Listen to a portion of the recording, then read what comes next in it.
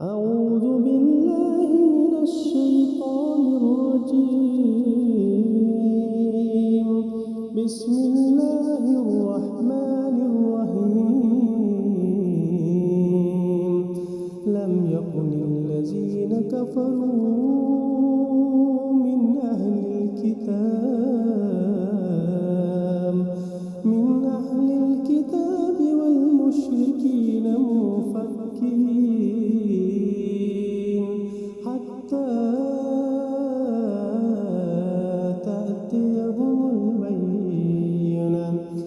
رسول من الله يتلو صحفا مطهرة فيها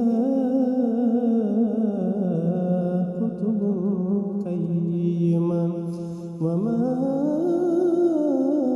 تفرق الذين أوتوا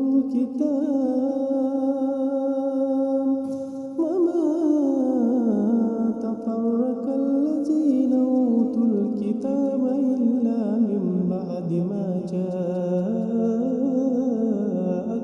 البينة. وما أمروا إلا ليعبدون الله مخلصين له الدين حنفاء ويقيموا الصلاة ويؤتوا الزكاة وذلك دين القيمة. إن الذين كفروا من